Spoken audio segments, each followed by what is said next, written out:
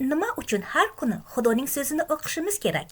Birinchidan, Xudoning kalomi ruhimiz uchun ozuqa, ruhiy rivojlanish va kuchli bo'lish uchun biz har kuni uning kalomidan oziqlanishimiz lozim. Yangi tug'ilgan chaqaloqlarday so'zning sof sutini tusanglar, doki undan najotga ulg'ayinglar. 1 Petrus 2:2. Ikkinchidan, Xudo uning kalomini o'qigan va amal qilganlarga muvaffaqiyat, donolik, hayot va baraka va'da qiladi. Ushbu qonun kitobi og'zingdan tushmasin, balki uni tunu kun o'rgangin, toki unda yozilganlarni aniq bajargin. Shunda o'z yo'llaringda muvaffaqiyatli bo'lasan va dono harakat qilasan. Yosha 1:8. Men bugun sizlarga buyurayotgan barcha amrlarni bajarishga harakat qilinglar, toki sizlar hayot bo'linglar va ko'payinglar. Qonunlar 8:1. Uchinchidan, Xudo bizga so'zi orqali tanbeh beradi, tasalli beradi va yo'l yo'riq ko'rsatadi. Butun yozuv Xudodan ruhlangan bo'lib, ta'lim olishga, fosh qilishga, to'g'rilashga va haqlikda tarbiyalashga foydalidir. Toki Xudoning odami barkamol bo'lib, har qanday yaxshi ish uchun tayyorlangan bo'lsin.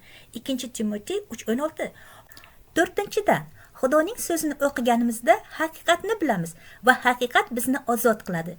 Yuhanna 8:31. Misol, men avval erimlarga qul holda yashar edim. Bu kuni kir yuvma, bu vaqtda supurma va hokazo. Lekin muqaddas kitobni o'qishni boshlagach, chin baraka Xudoning so'zini ehtirom qilishdan kelishini, xurofotdan emasligini tushundim. O'sha kundan buyon men erkin yashayman. Xudoning so'zini har kuni o'qing. Undan vahiy so'rang. O'qiganingizga amal qilishga qaror qiling. Vahiylaringizni boshqalar bilan bo'lishing. Shu yo'l bilan siz iymonda o'sasiz va boshqalarni ham ruhlantirasiz. Muqaddas kitobni to'liq o'qib chiqing. Keyin mavzular bo'yicha chuqur o'rganishni boshlang. Masalan, har kuni muqaddas kitobni o'qish haqidagi oyatlarni odat bo'lgunicha o'rganing. U hayotingizning tabiiy qismiga aylangach, boshqa mavzuga o'ting. Har bir mavzuni o'rganar ekansiz, uni qanday qo'llash haqida qaror qiling, amalda bajaring va yaqinlaringiz bilan bo'lishing. Chunki Xudo faqat so'zni bilganlarni emas, balki unga amal qilganlarni barakalaydi. Sizchi, bugun qanday qaror qilasiz? Izohda yozib qoldiring.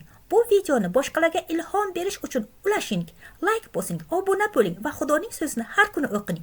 U sizni to'ldirsin, yo'l ko'rsatsin va kuch bersin.